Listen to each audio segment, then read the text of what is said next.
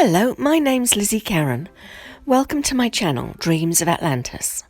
This episode is about the shape of some people's heads. I woke up from a migraine with the memory of going with my currently mother, but in my dream she was my daughter, to discuss cranial enlargement as a solution to her migraine problems. Weird, eh? Okay, so in my dream of Tantal, or otherwise known as Atlantis, cranial enlargement was considered a good thing. This is because it relieved the people of the pain that they were having with their brain or head. I can't say exactly what the pain was all about, but it had something to do with the fact that once we took the aging cure, there was some kind of issue for most people with the brain after about 300 years. This was a particularly strange dream. Firstly, because my mother is my daughter in the dream, but that's, I guess, is a bit normal for dreams, but mainly because of the shape of some of the people's heads. The ability to deform the cranium was discovered by accident. The accident occurred when people were taking a combination of the youth or aging drug with a fertility drug used when the individual wanted to ensure they got pregnant. It should be noted at this point that they were supposed to cease taking the aging drug when they wanted to have children. But that really is another story. So in a nutshell, the combination of drugs enabled the sutures of the cranium to soften and grow more cartilage, thus enabling the bones in the head to expand. This was considered advantageous in order to allow expansion. It was, over time, decided this was not only medically beneficial, but also very beautiful. There was no way to control the resultant shape, however. So when this technique was employed, they would have no idea how it would turn out, because some cranial sutures would soften more than others.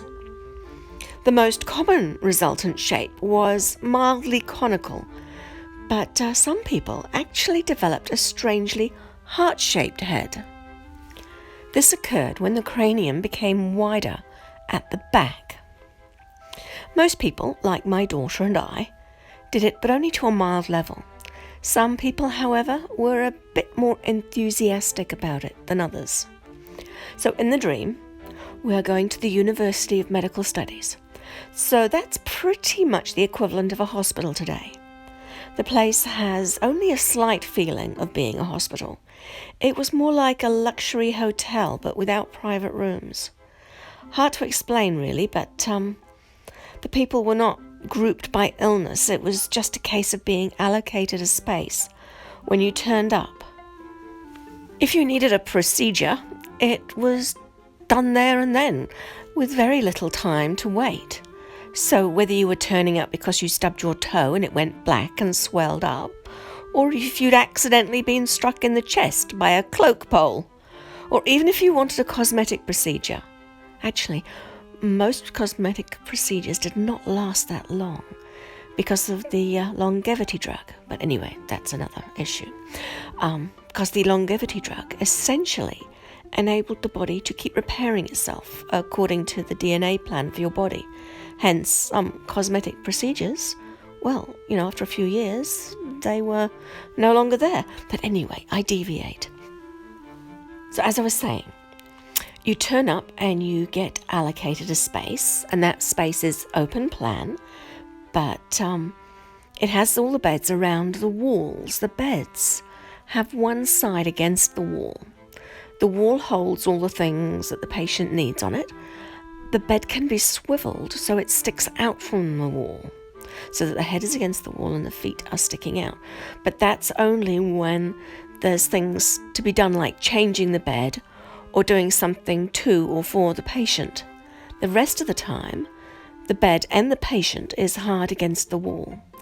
The room has an area in the center where the medical people are located. They are in the room with the patients, and the patients can all see the staff, and vice versa. I'm going to deviate again just briefly because the linen on the beds is quite interesting and quite different to today, as the sheets are more like a loose loop or maybe more like a sock. So it's like pulling on a sock, then another sock on top of that sock. So, when they're making the bed, they put the base sock on first. The patient goes into the bed, and then they pull the upper sock onto the bed. Then the bed gets swiveled back to being against the wall, and there you have your patient in the bed.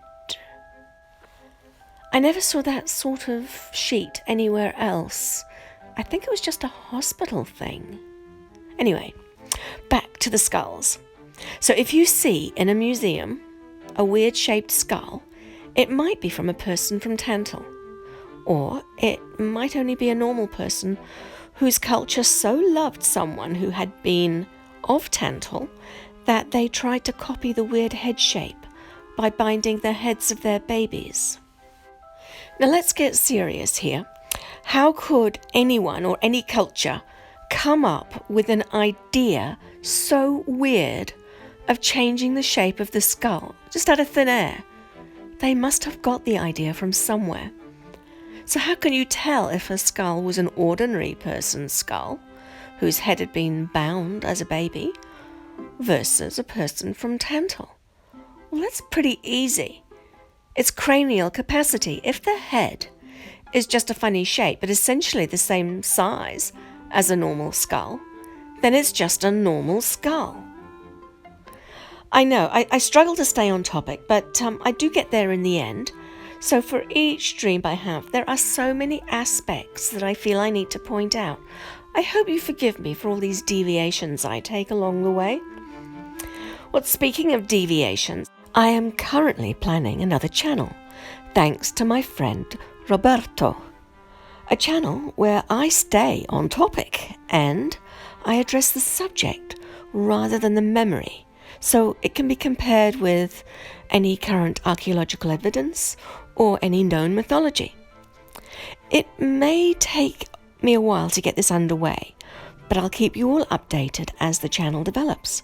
But I promise you I will continue to record the memories that come from my dreams. I still have stacks of journals to get through, so there are many more dreams or memories to come. So thank you for listening, and I will catch you all in the next episode. Bye.